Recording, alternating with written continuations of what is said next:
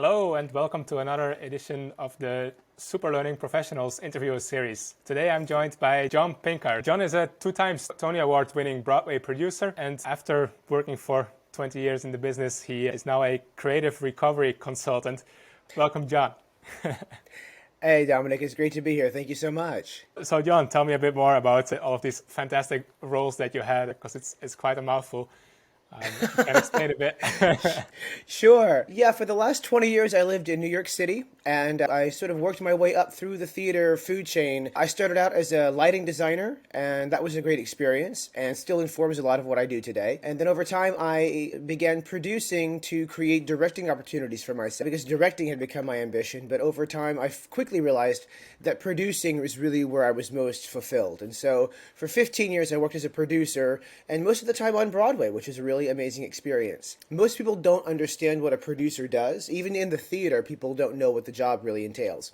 And the way I can describe it, explain it most succinctly, is when you're putting on a show, every creative decision you make has a financial ramification. And meanwhile, every financial decision that is made, like how to change the budget, for example, has creative ramifications.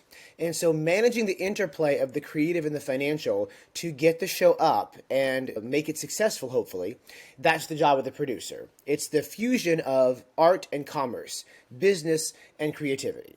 So I did that for about 15 years. And as they say in show business, timing is everything. I sold my stake in my production company 2 months before the pandemic ended live entertainment for over a year. Nice. And I now live in San Francisco, where I'm working as a creative recovery consultant, as you said. And the goal of that really is to work with people in the business community, in Silicon Valley, startups, entrepreneurs, leaders in all kinds of business, to help them tap into their own creativity and learn how to foster a more creative environment in the workplace so that their teams and colleagues can be more creative as well. Awesome. I guess you must have learned like a lot of things along this journey. So maybe can you share a bit more like how you got started in the creative business, how you picked things up, how you basically started from a lighting technician and then learned all the skills you needed to progress up that chain? I actually started out in my undergraduate studies as a physics major. That was one of my original interests and still remains a topic of great interest to me. I still pick up a copy of Scientific American every once in a while when I'm in a book. So that was my original goal in life when I first started university. But I had done drama in high school. I had gotten into it as a social activity, a way to make friends. And believe it or not, I had been a painfully shy and awkward and introverted child and had very few friends as a little kid. But my carpool mate, of all people, got me into the theater club in high school, and I sort of received a personality transplant overnight and I discovered this gregarious and engaged part of myself that I still live in today. And so the theater had become a part of my life. It was always an extracurricular. And it wasn't until I was at university where I met other people my age who were planning to make the theater a career, dedicate their lives to it, that I even considered that as an option. And so I did change majors about halfway through my undergrad. And design was my area of focus. But I was interested in all of it. I acted on stage. I took some directing classes. I helped out with the technicians backstage. I helped out with what I, at the time, I did not realize was producing. The business side of like organizing student productions and helping with tickets and marketing and publicity and contracts and everything. So I've just, to answer the question, the core of my approach has always been rampant curiosity. I've always wanted to know everything about everything as much as I could. And so when I got to New York and I was working as a designer, I was interested in what the other designers were doing. I was interested in what all the other jobs were doing. And so after a few years of designing work, I wanted to move into the director's chair because the director touches all the other pieces of the work. And so it was a way to be involved in more. And then once I had done some directing, and of course I produced my own directing opportunities because I wasn't getting a lot of job offers at the time. I was very young in my career and didn't have a lot of credibility yet. And I realized that producing touched even more parts of the business. And so it was just a way to satisfy my curiosity. And my curiosity continues to serve me as as I'm executing this latest career pivot. Tell me a bit more about that. So basically you learned a lot of things that you just kind of picked up as you were learning by doing, and now you're trying to help other creators with their creative process. How do you go about that?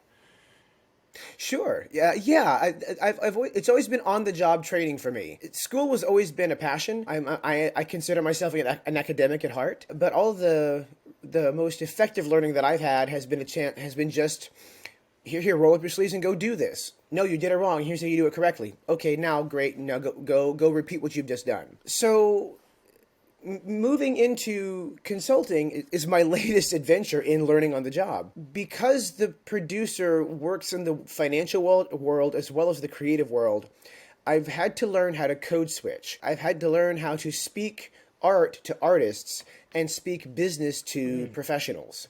And when talking about the same thing, but framing the same topic in two very different languages, because people want to be spoken to in a way that they can feel understood, and in a way that they can feel that they understand.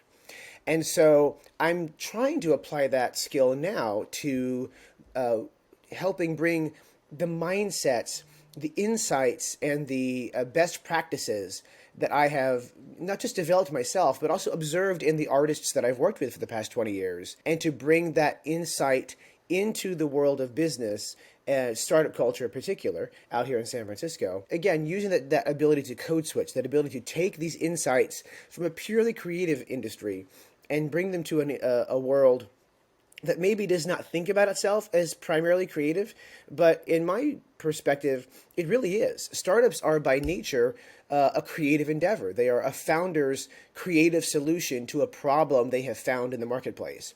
So when I talk to leaders who are struggling with keeping creativity part of their worldview and part of their workplace culture, what I try to do is help them see how creativity is already part of what they do, and help them make adjustments to their day-to-day practice so that mindset can be cultivated and flourish amongst their teams, if that makes any sense.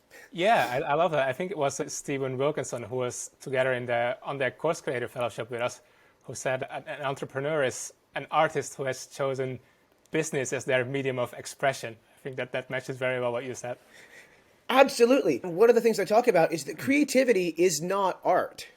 Art is the result of creativity combined with craft, and craft is a skill that you can develop and hone over thousands of hours of practice. Art is a result, but creativity is a practice, it's a process, and creativity can express itself in art, but creativity can express itself in any field of interest, in any aspect of life. It's a state of being, it's a mindset. You can be creative in how you organize a party. You can be creative in how you manage a team or design a system or a process.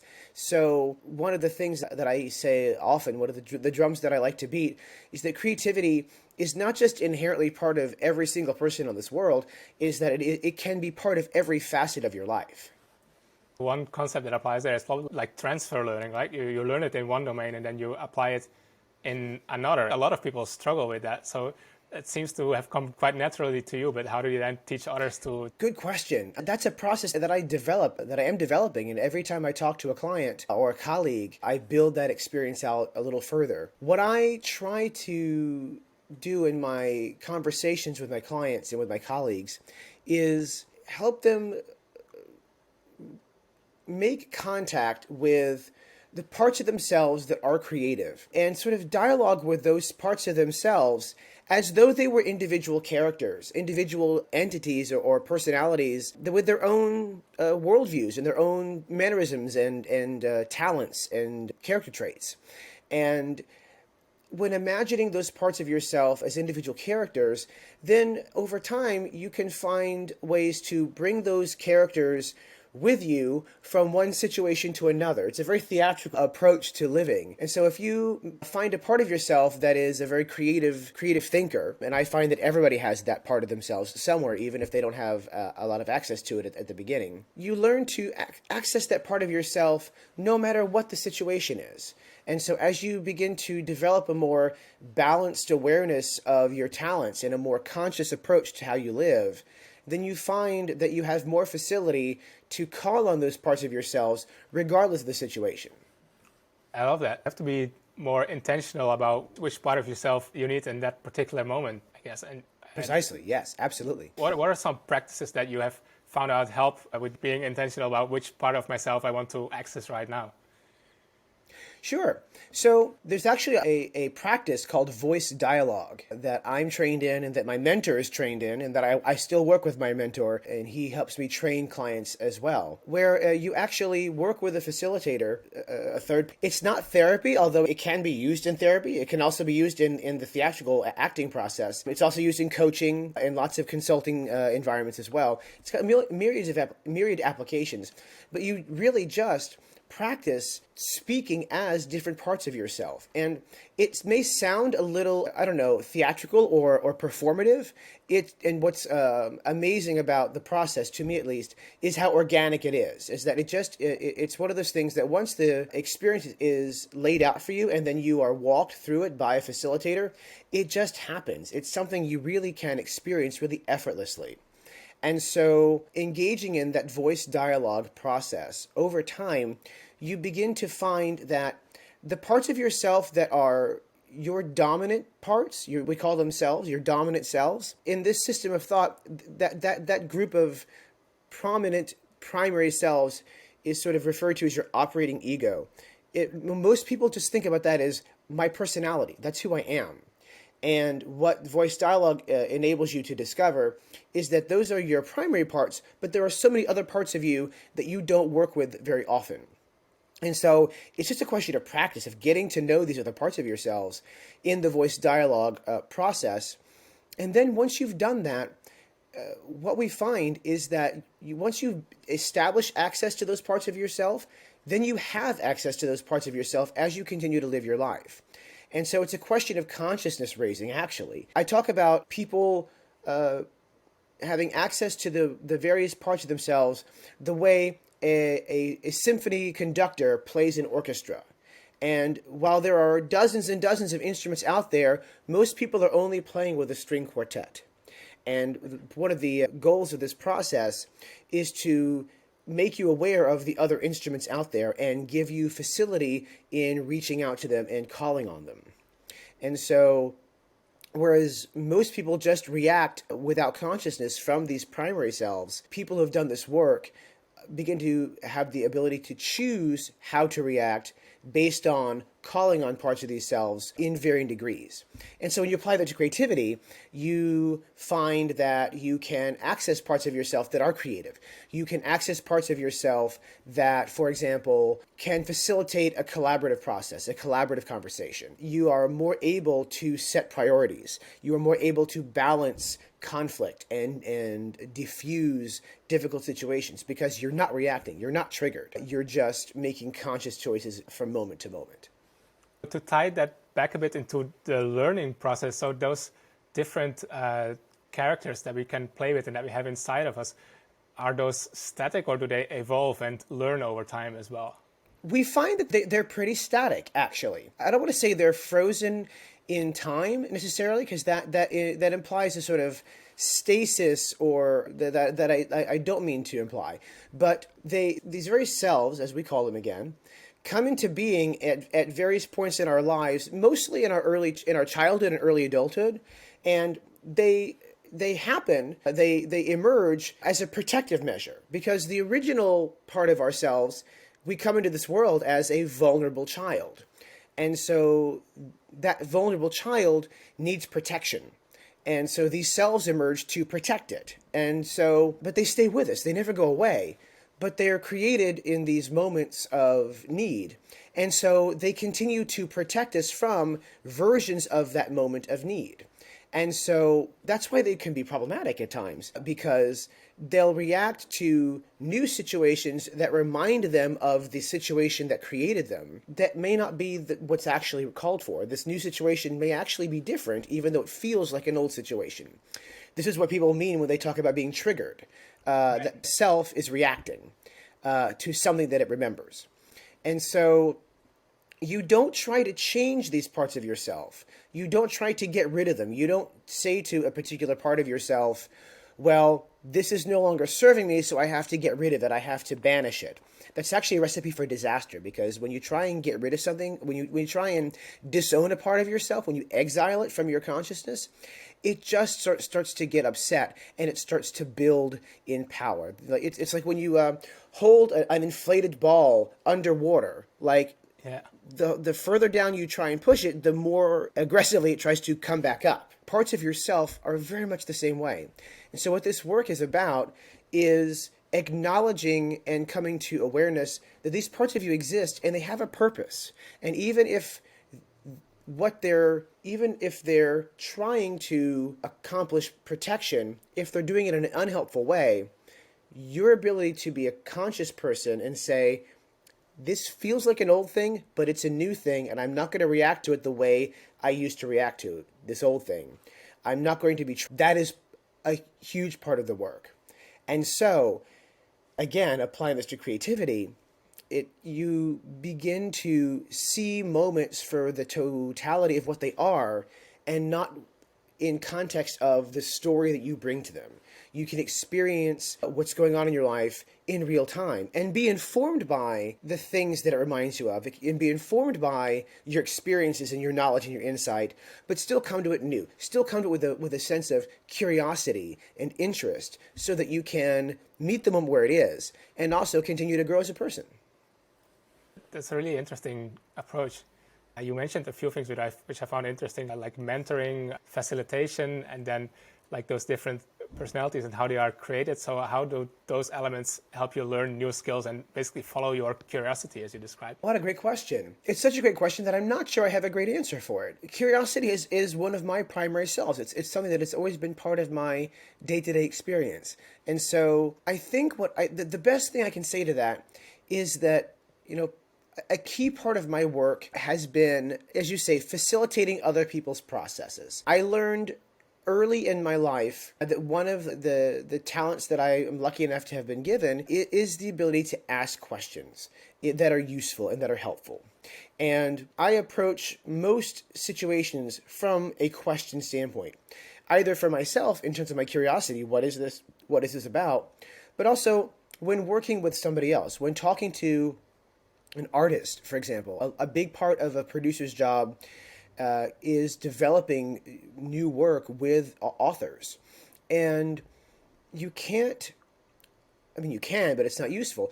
When you're working with an author, the least productive way to collaborate with that author is to tell them what they need to do.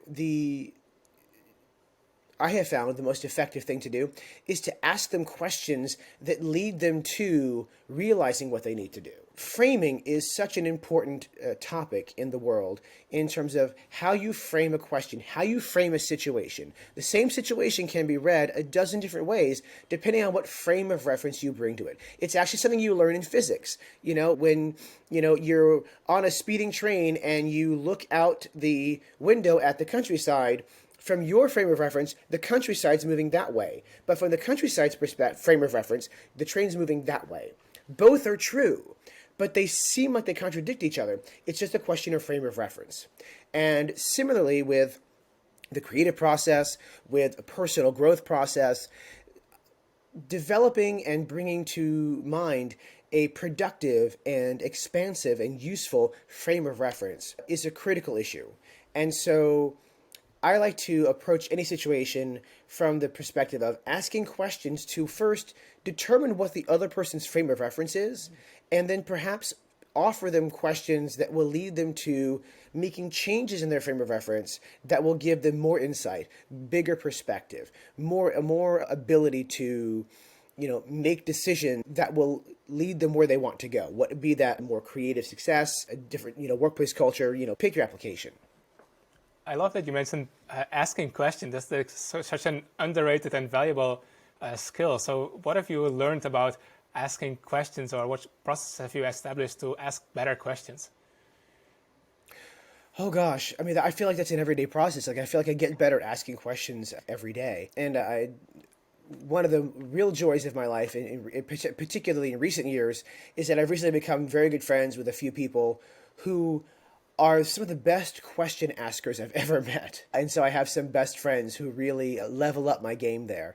And I have to say, joining the Twitter community has, in the past year, has been a huge help for that as well. Just the dialogue and the conversation that happens in sort of the versions of Twitter that I frequent, which is, not just Silicon Valley and venture capital, but also productivity Twitter, creativity Twitter, life hacking Twitter, just the restless curiosity about how to make life better for yourself and for people around you is really inspiring. For me, I think that the rubric I try to use when trying to decide what questions to ask are, it does this.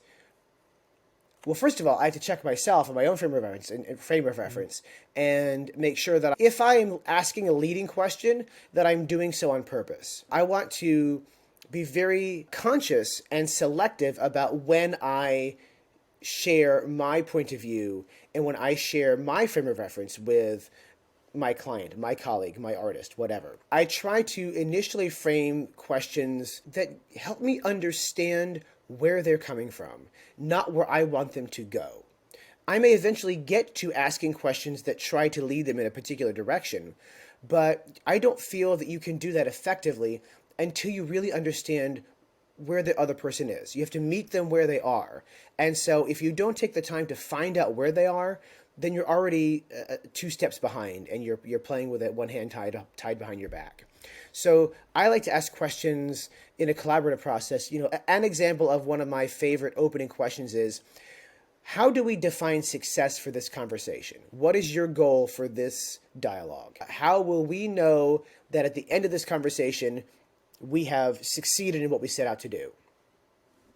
And something as basic as that, I find, can be a completely game-changing conversation in and of itself. The number of conversations that I have been a party to where I was not able to facilitate the process, and we've just meandered in circles for what felt like hours because no one set established goals. No one set their intentions for what the conversation wanted to be.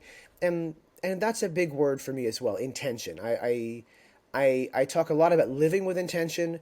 I talk about setting intentions for a process, for a space, for an event. People have general ideas of what they want a lot of times, and in my experience at least. And I find that having conversations about specifying your goals, specifying your wants, specifying details in your process, specifying choices. People tend to live in a very generalized sort of ambient mood sort of headspace. And one of the great benefits of asking the right kinds of questions to people is that they'll get specific if you just give them a little nudge to get there. And once they've gotten specific, there is so much more you can do with the world because now you know what you're trying to do. Now you know what you need and what you don't have, and what you do have, and all that sort of stuff. So it's a critical thing to start with, in my opinion. That's so hard, right? It's you have some general goals, and then actually becoming specific and mapping those to your day-to-day actions. That's a very hard process. John, you're a very energetic person with a lot of energy. So how do you use that to inspire other people around you to also learn and be? I don't know that I have a lot of consciousness around that, to be honest. Apparently, my energy is infectious. I try to take advantage of having that gift when I can. What I find is that, again, going back to specificity, if I can share with somebody my point of entry into a topic, my point of engagement, the way that I first found it to be exciting and interesting, then that's a great place to start with getting them interested as well. They may not have the same point of entry, but then they at least know where I'm coming from. And so that's a beginning point for the conversation. And then from there, if they don't want to engage the topic from the same way that I do, then at least we know that, and we can look for other points of entry, shared commonality in terms of interest. I enjoy what I do. I enjoy the things that I talk about, and it's rare that I am called on, luckily, to teach people something that's not interesting or to share with people a topic that I don't have interest in.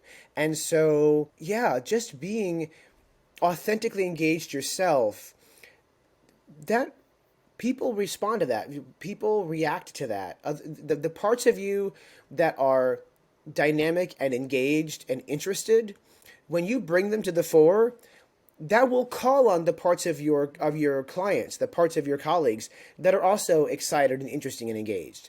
And they'll meet you where you are if you allow them to. So again, setting an intention, this is a place of interest, this is a place of excitement and engagement, and then bringing that consciously into the conversation. It's very difficult for someone to not at least begin to meet you halfway there. So intentionality and consciousness, again, they're the answer to pretty much every question, but particularly in this case. Yeah, people will start to mirror you if you have this authentic curiosity and excitement. Yeah. Um, Yeah. And there's science behind that too, mirror neurons and all that stuff. Definitely. So, John, this very long journey of yours, what has been your biggest learning challenge? Oh gosh, how much time do you have? I will say the following. My enthusiasm for things is one of my greatest gifts, I'm lucky to say. It can also and has also been one of my greatest weaknesses, in the sense that my passion for something can become so consuming that I have ignored warning signs or problems, or I've rationalized away red flags. One of the hardest lessons that I've learned in my journey as a producer, and over time I've come to understand that this is a hard lesson to learn just as a human being, is that a producer falls in love with what a thing is going to be. By what I mean by that is, I'll read a script on the page and in my head visualize an $8 million stage production with lights, sounds, costumes, acting, music, the whole nine yards, and marketing and the marquee and everything. I have to be able to visualize all of that with the help of a massive team, don't get me wrong. But I have to take these typed words on a page from all the way through the process to an opening night. So the producer must see what a thing can be. And what I see it can be is not always what its creator sees it can be. And that's neither good nor bad. That's just a thing that happens to be true. And there's a whole school of dialectic conversation about the death of the author and how much agency the author has and what a work means. That's beyond the scope of this conversation. But if I see a production in my head based on a script, the author has to want that production too. And what I have learned, and I say this to younger producers all the time, you can't want it for them. If the author doesn't want to make the changes to the script to get it ready for opening night, then you can't make them do that, and you can't want that for them. So, and I have made that mistake many times in the past. I have wanted it so badly that I have convinced myself that it's working when it's not. And so some of my greatest failures have been when I did not remember this and I wanted it too badly. And similarly in life, you can't want a thing more than the other person wants. You can't want a relationship more than your partner wants the relationship. You can't want a result more than your team wants it. You've got to find people who will meet you where you are. You've got to find a way to meet your team where they are. And again, make that connection of enthusiasm, of interest, of intention, so that your intention is shared, and then the goal can be accomplished together. But if you're wanting it for them, the wheels will come off the wagon. It is only a question of when and how badly you'll be hurt when it does happen. I can imagine how that can be a blessing, but also a curse at times. Yes. Yeah. Too much of a good thing. Exactly. John, looking forward, what's needed for you to transfer this learning that you've gathered in your life successfully onto a whole generation of creators and entrepreneurs even? What's your vision for Right now I'm focused on, as we say, building my audience. I certainly have a community from the theater world, and I have a community from my investment world, the financiers that I've worked with over the past 15 years to back my shows. So getting the word out about this pivot in my career and that I have hung out and also, my approach to creativity and to business, I'm finding seems to be a little unique. The voice dialogue oriented approach to improving business situations and to unleashing creativity and to fostering a more creative work environment is not an approach many people are talking about. And so I feel like I've got a pretty good opportunity to differentiate myself and establish a niche in the market. It's just a question of doing that, about tweeting every day. And I'm looking forward to starting my blog and my newsletter very soon. The On Deck course creator experience was phenomenal in every possible way. But as we all said to each other, it was drinking from a fire hose for 9 weeks straight. And, this being our first week after the program, I'm just catching up on things I didn't watch during the first 9 weeks. So I'm still playing catch up from school. So getting out of that learning mindset, at least for a moment, so I can pull that energy and put it into the making mindset. Because of my curiosity, because of my interest, again, too much of a good thing. One of my challenges personally is I can stay in research mode forever. It's just so interesting. There's so much to learn. And that's great, but I also need to start making. I need to start getting the content out there. I need to start getting my message out there so that the people that I want to reach know that I'm here. So that's where I'm at right now, is expanding my audience and establishing my credibility. I'm lucky to have spent so much time working in the American theater, at the Broadway level. The Broadway really is the best of Broadway really is the best of American theater. I do believe that. So it's been a phenomenal experience.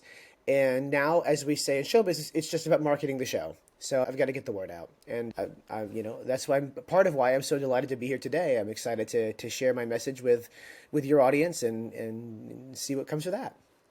Yeah, definitely. We're all in the same boat, right? Like we got all this information and now it's up to us to get out and do it.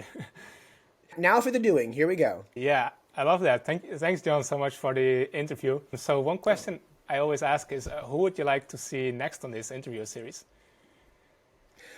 Oh, gosh, what a great question. Paralyzed by options. On super learning, which is your topic. Oh, gosh. I will give you the name of a professor at the University of Central Florida. Her name is Sybil St. Clair. Okay. And she teaches a class, she teaches classes in the theater department, but she also teaches classes in the Honors College for Theater for Social Change, so activist theater. And she's developing a course right now called Thrive, The How of Happiness. And it is an experiential-based course on the science and best practices for how to live a more fulfilled life. She is one of the most gifted, insightful, warm, funny, and just truly profoundly, transformatively amazing educators and human beings I've ever met. We've been friends and collaborators for over 20 years. And I think that the work that she's doing with Thrive is some of the most exciting stuff that I'm aware of out there. We're actually talking about working together so that we can deliver Thrive through my company to business audiences as well. Let me speak that clearly. She's a great guest. She's hilarious, and she's doing really important work. And so that's who I'll send you to. And if you want an introduction, I'm happy to make it. Yeah, I'm really looking forward to that. That's exciting. She's phenomenal, and you'll have a great time with her. She's way more fun than I am. Well, that's hard to believe. All right. So, John, thank you for the interview. And if people want to find more about you and the consulting and course you're working on, how can they do that? Oh, fantastic. This has been amazing. I'm so grateful to have been here, and this was just a blast, so thank you again. To find more about me, my website is johnpinckard.com. That's JohnPinckard.com. You can also find me on Twitter, at John Pinckard. Those are the two best ways, I think. Excellent. Yeah, I'll put that in the description as well. So thank you, John. Dominic, thanks so much. This was just the best. I really appreciate it. Yeah, it was great. See ya. All right, we'll see you later.